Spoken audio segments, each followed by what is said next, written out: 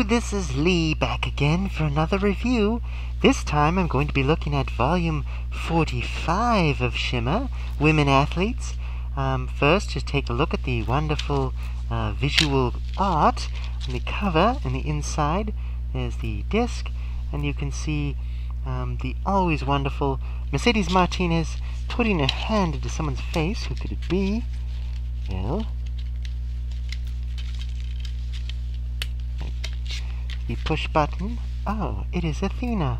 Yes, the two of them have quite a rivalry that spans many volumes. I'll get to that in a moment. And of course, here we have the lovable tag team of Kana and Lufisto. After their wonderful match, the previous volume, the two of them became a tag team, and Kana became more of a kind of a happy-go-lucky, fun-loving person, kind of letting her hair down, so to speak, under Lufisto's influence. But I think at the same time, both in real life and in her character, Lufisto greatly respects Kana, looks at her as a hero figure, and seeks to be like her, while at the same time maintaining, I think, her own identity. So it's quite wonderful. And then, of course, next to them, you can see Haley, Hatred, and Calamity, which I think were a great match for the two of them. Similar physique and styles.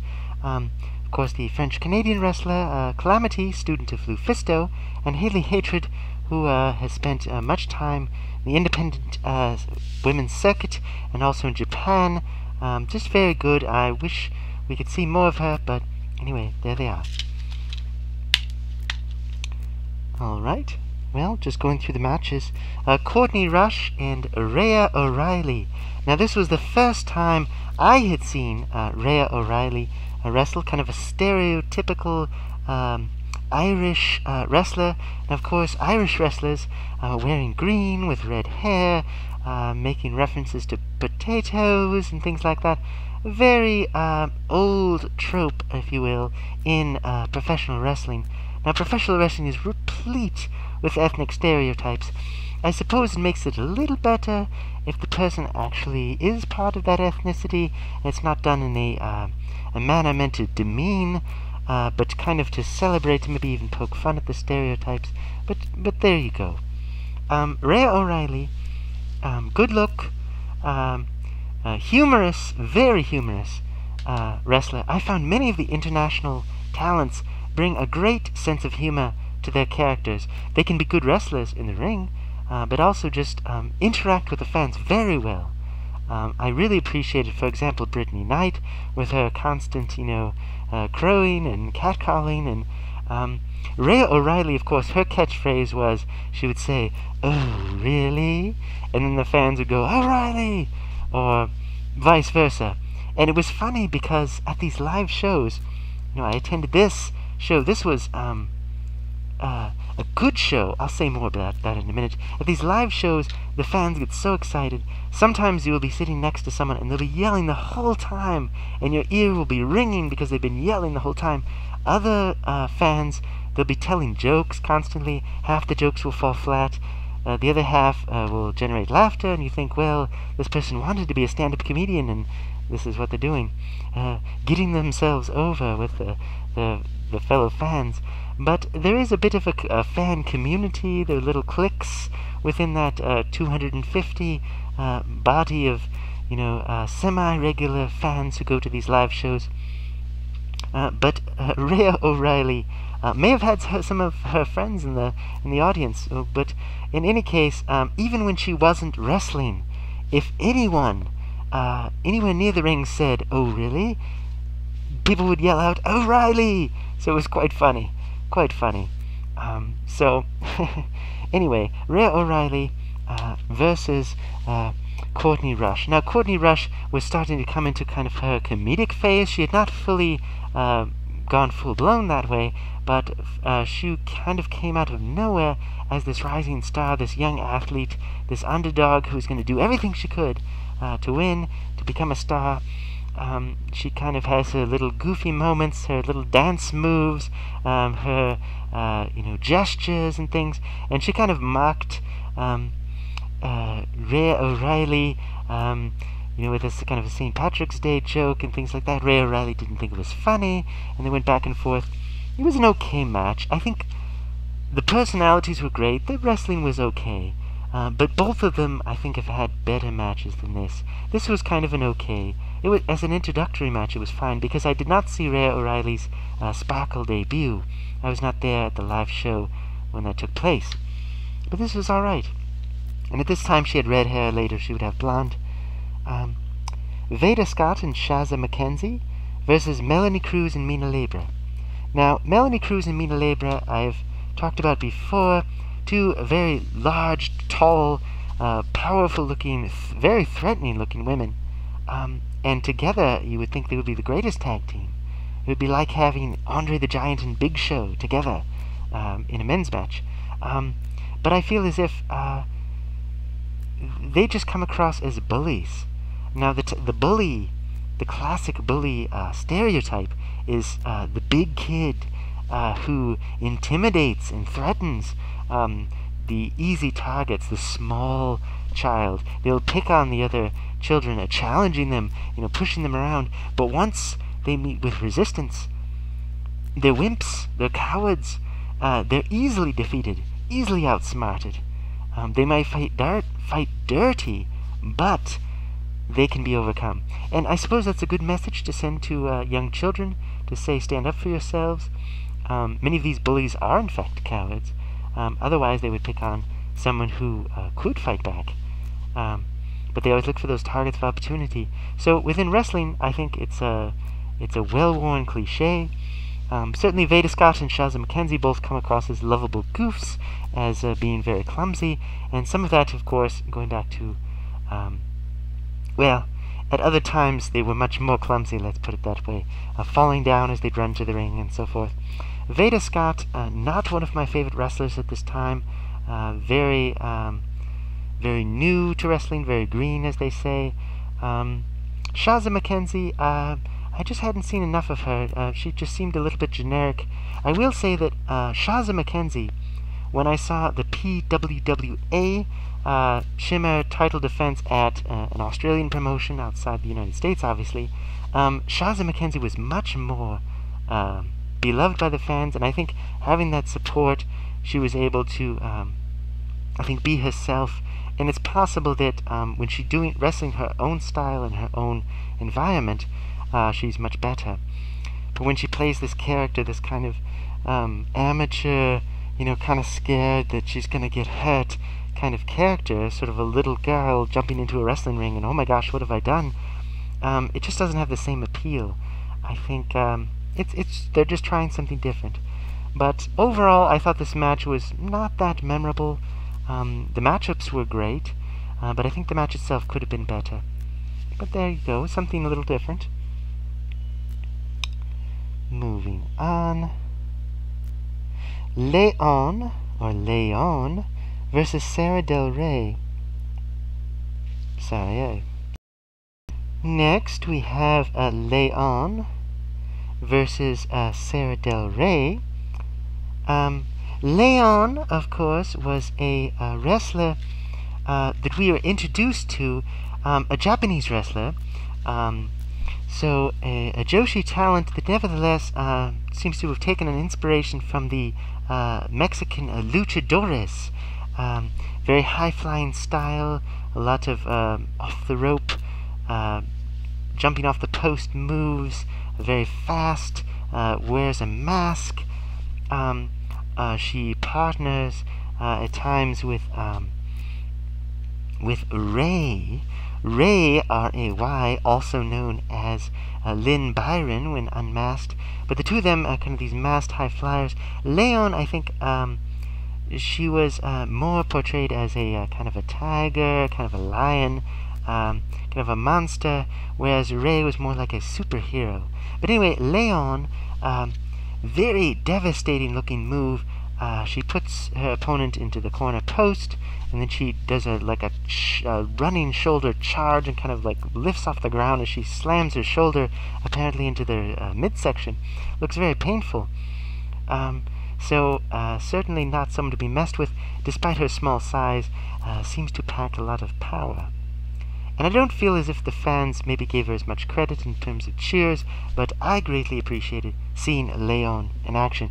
Now, Sarah Del Rey, I've said so much about her ability already.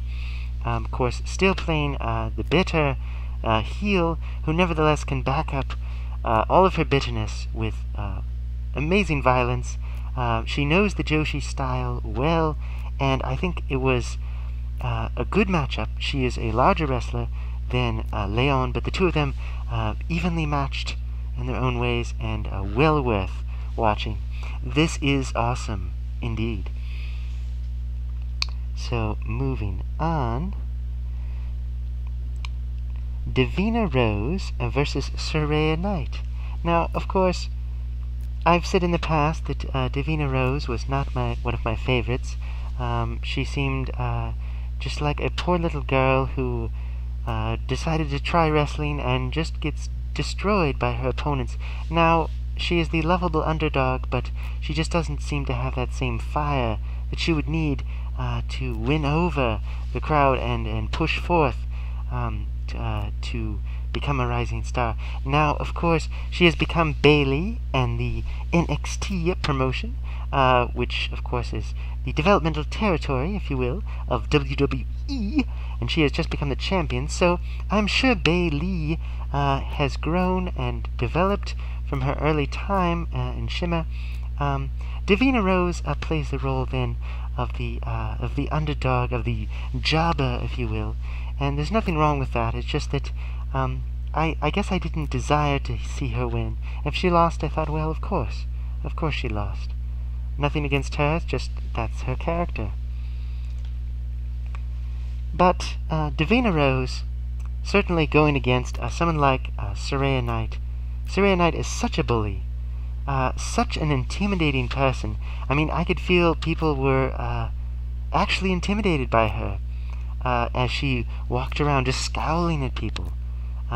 Occasionally, grabbing the sign away from the fan and ripping it in half, which is an old trick. Occasionally she would slap someone in the face, plants and shills, all these classic wrestling cliches. She would just do them, but they wouldn't seem forced or fake when she did them, because she just did it with such sincerity. I mean, when I first saw a picture of Saraya Knight smiling, I was shocked. I thought, this woman never smiles. She has a permanent scowl on her face. She drew me in with her acting so well that I had a hard time believing that her real-life persona was different than her wrestling character. That's how effective she was. Now, when you take someone like that and you place her against Davina Rose, who seems to be just this poor little girl, what has she ever done to anyone? And now she's just being thrown to this wolf of a woman, Saraya Knight. So I certainly had sympathy for Davina Rose. Here is a case where Saraya Knight does so much to try to get these young women over with the crowd, at least in the form of sympathy. It's like, don't you care that I'm beating this poor person within an inch of their lives? And the fans have no choice but to get behind the person she is causing all this trouble. So there you go. Saraya Knight, such a great heel, such a great villain. Always a pleasure to see her. I was not rooting for her to beat up Davina Rose. If it had been someone else, I might have been. But there you go. And if Davina Rose ever sees these videos, I hope you understand I'm talking about your character, not about you, because I'm sure you put your whole life into this, as every wrestler does. Otherwise, they wouldn't be doing it. They would quit and do something else. Don't let that stop you getting a rough start. Jessie McKay versus Mia Yim. The two of these wrestlers are very similar in some of their styles. Mia Yim, a little bit more muscled. Jessie McKay, more slender, like a ballerina, dancer. I think the two of them... now, Mia Yim would become more popular as time went on, but as she started out, I think she would often lose. The fans were not really on her side very much, it seemed. She took some of that Japanese style with her, even though she's actually of Korean and African American heritage, from what I understand. And then Jessie McKay, of course, Australian. I think the two of them were a good matchup. It was a good match. I think with each match, Mia Yim showed more and more what she could do, and showing the fans that her character is a tenacious young wrestler. She does not give up. She gives it her all, even if she loses, even if her opponent is so much greater than her. She still does everything she can. And Jessie McKay, I think, just maintains that spirit of she's the pretty girl next door. She's everybody's favorite girlfriend, but she has a powerful side, a strong side, and she relies on the fans to keep her going. She'll cheer for the fans. She'll say, "Come on!" and then there's a big cheer, and then she'll boom with the move. I like that in a wrestler, where it seems as if they draw their strength from the crowd. And if the crowd is dead silent, so for some matches that works. The crowd can be dead silent. It's like, okay, let's just concentrate and see this tense moment. But for others, they feed off that energy. And if the fans can keep cheering them on, it seems like there's nothing they can't do. And if they start to lose, they just have to cheer more and more. It's like a Peter Pan, Tinkerbell, clap your hands, that kind of thing. So Jessie McKay, I think she's just consistently true to herself and her style. So worthwhile match. Moving on. Ray versus Kelly Skater. Now, I've always enjoyed Kelly Skater, whether she was playing the heel or the face. Coming back into her own. Of course, at this time, she is not yet transitioned over into the full baby face, but she is starting to desire to be taken more seriously. She still has kind of a comedic side, and I hope that never goes away from her character, because it really is enjoyable to see, the flexing and the posing and the doing the push-ups and the things like that, just trying to show off. But anyway, Ray, wonderful wrestler, very slender, very acrobatic, like a superhero from comic books come to life. Of course, the name may make you think of Rey Mysterio, but that's R-E-Y. Of course, the Mexican wrestler, high flyer. Of course, many injuries have sidelined him and prevented him from doing the way he did in the past. I don't know if he's nearing retirement, but to see sort of a female version of a young Rey Mysterio. But Rey is her own character. But she loves to do cartwheels and flips. She loves to dive off of the top rope, do other moves. Very charismatic. I think the fans greatly appreciate her. And she's convincing as someone who can do all this and throw her opponent, even if they're much larger, to the ground, just using, physical tricks and things like that. Now, Kelly Skater, of course, in over her head as usual, but very strong for her size. And I think with some of the experiences she gained from going to Japan, she can she shows that she has learned more, and it makes it believable that Kelly Skater can go from kind of someone who has some large arm muscles and thinks, oh, because of that I can beat anyone. Going from that to someone who has learned some different moves and some more tricks and is able to pull out, a win occasionally. So seeing the development of her character, seeing her going up against a seasoned Joshi wrestler, very good match, and very good for both characters, I think. Because, of course, the Japanese wrestlers know their trickery, and they're not always fooled by the standard wrestling tricks that come out there. So I think it was enjoyable to see, and maybe want to see more of both of these wrestlers.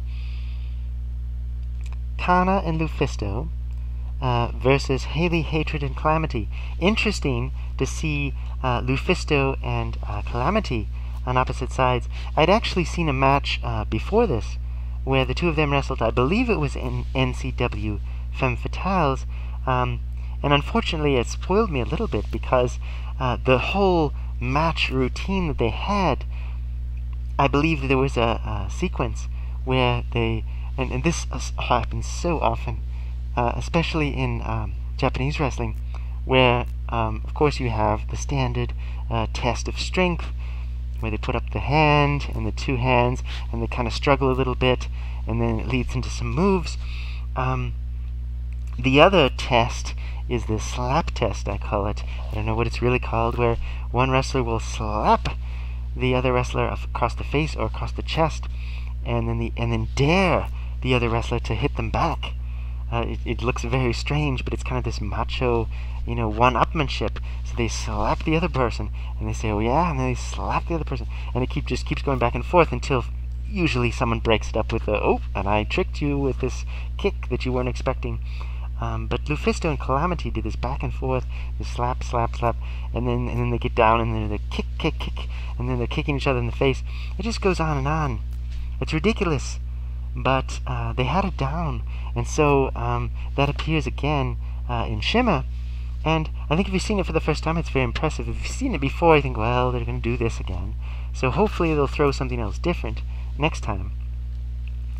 But again, Haley, Hatred, and Calamity, I think they're a very good fit as far as they look like they belong together in a tag team because of their build and style and so forth. And I think they're just perfectly fine. And again, Haley, Hatred is one of these Westerners who has experience in the Japanese wrestling environment, and I think that comes through in sort of her abilities in the match, and it looks convincing.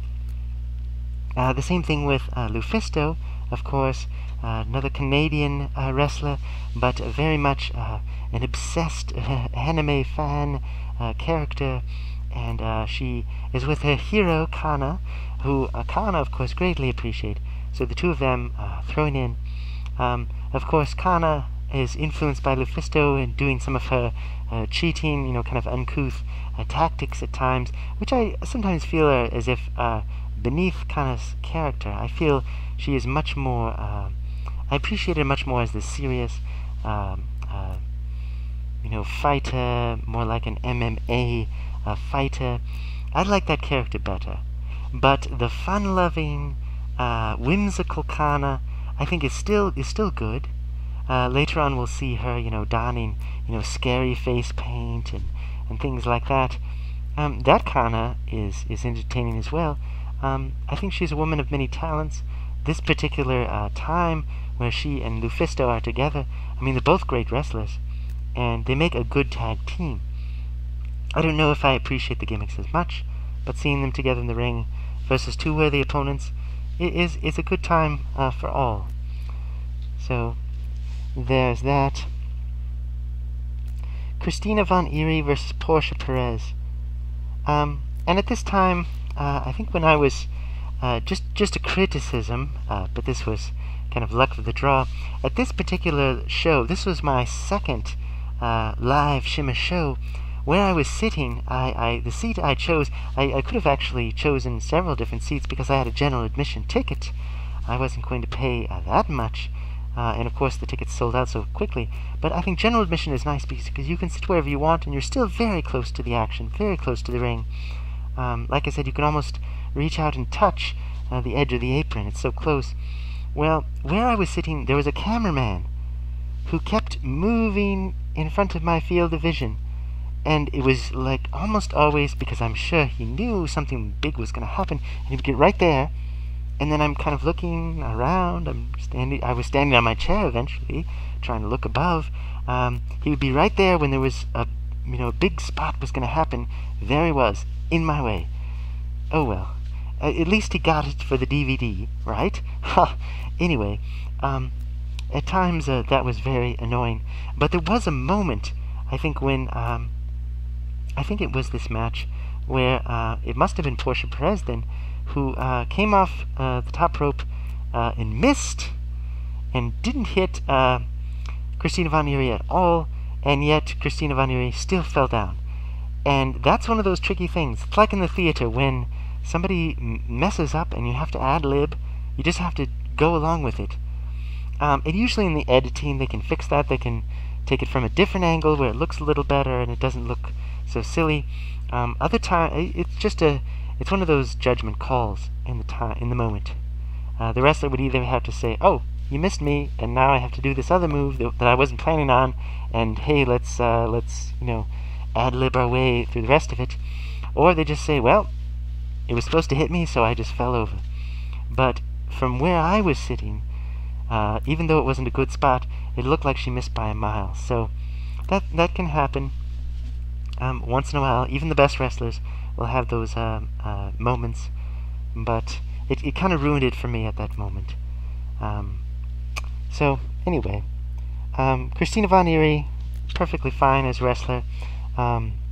She actually, I think she has improved significantly.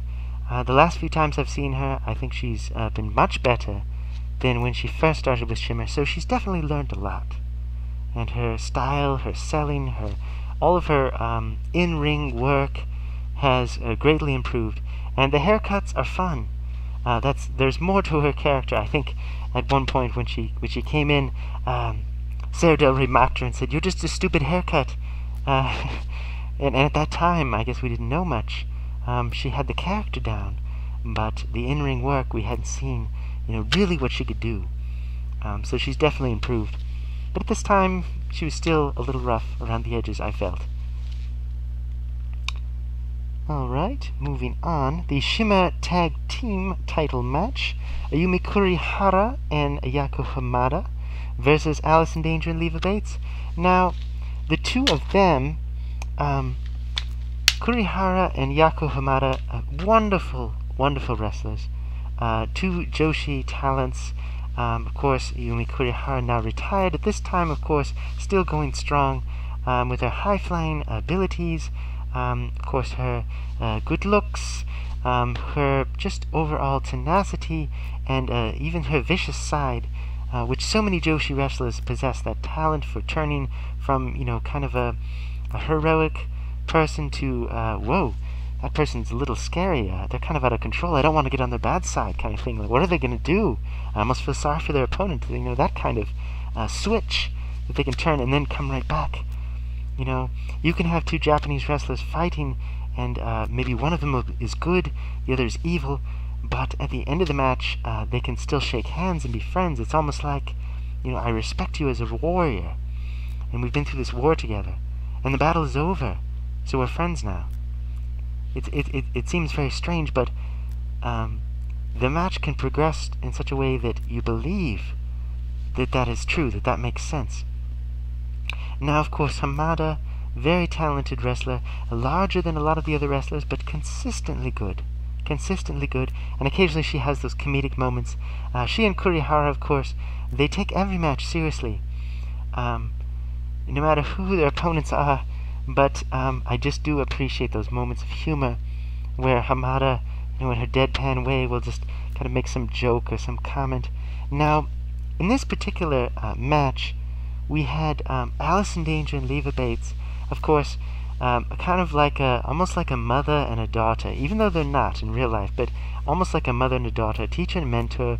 They have this cosplay gimmick where they pick out, they have Dr. Seuss characters together and things like that. Well, in this particular match, before it even started, it was a case of, Alice in Danger just was like a fan of Hamada, and later on she says this, but she wanted to have a photo with them all together, so they took a couple pictures, and I thought, well, where's this going? This is going to be a trick, isn't it? Well, what do you expect? But they took a couple of group photos, and so there was kind of some hero worship, if you will, of the Joshi wrestlers by people like Alice in Danger, who I'm sure in real life, I've no doubt, is very much a fan of these Japanese wrestlers, since that's what Shimmer does in many ways, is it takes the best elements of women's wrestling from around the world and tries to place it in a United States, context. Alright. Yes. Well, anyway, this match between cheerleader Melissa and Nicole Matthews for the Shimmer Championship. Nicole Matthews greatly impressed me as an individual wrestler. I think I like her better than Portia Perez. Of course, Portia Perez, I hate her because she's evil. Of course, that is her character. I don't really hate her. Nicole Matthews versus cheerleader Melissa for the Shimmer Championship title. This was a good match.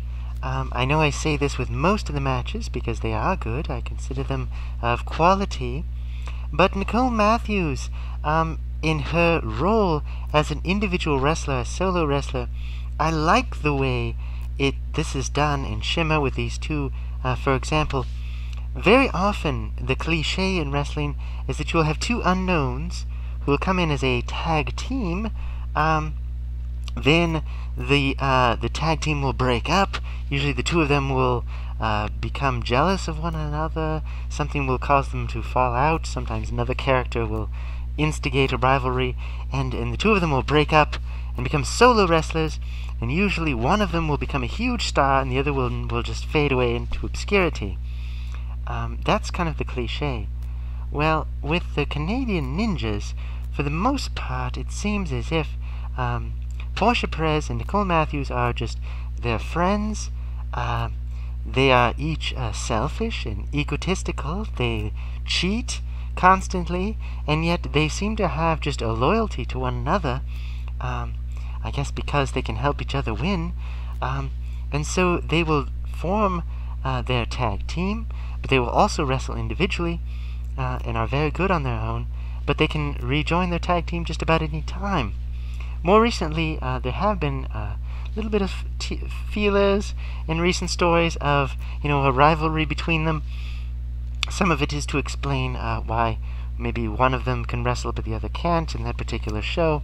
But overall, I would say Nicole Matthews really is starting to make herself known as an individual wrestler.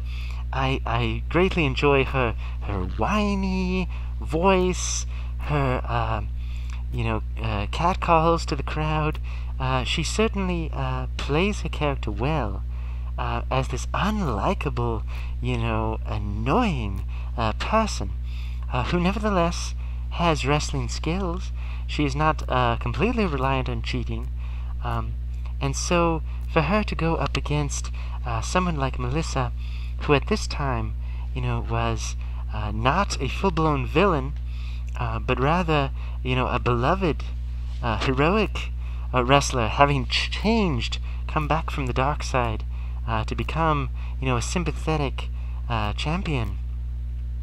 Then to go against one of these top heels, I think sometimes I view the two as, Portia Perez is the mastermind. She's the head honcho, and Nicole Matthews is kind of the sidekick or the lackey. Well, as time has gone on, really I've seen them more as equals. They are both partners in crime, just as bad as the other. But individually, Nicole Matthews really shows out as a good wrestler in this match. A good personality, strong personality, laying the groundwork for later matches she would be in. So, very satisfying. I would say overall, Volume 45 was a satisfying wrestling experience. The only downsides for me were the live show, my choice of seating. Unfortunate with the cameraman being in my face half the time. There were some empty seats next to me, and I was able to kind of move around, kind of stand in my chair. It was uncomfortable, but overall it was good to see a live show. But comparing this and 46 after it, comparing it to the 41-42 first experience, it was not as good. I would say the first experience was much better. And of course, in later shows, I would make preparations. I would bring my own wrestling signs, which was fun because I had such a small crowd. Everything you can do adds just a little bit more to the experience. I wasn't throwing streamers, but there were people who, brought them, and in later shows, I would help throw streamers, and that was quite fun. It's just another way that the fans got into the action and kind of just made it a little bit better. So when you watch these digital versatile discs, you see the effort put on by the talent, but also by the fans that appreciate independent women's wrestling. So there you go. I recommend it. You may not appreciate it as much as some of the previous volumes, but there's definitely nothing wrong with this. And if you combine it with the whole weekend, it's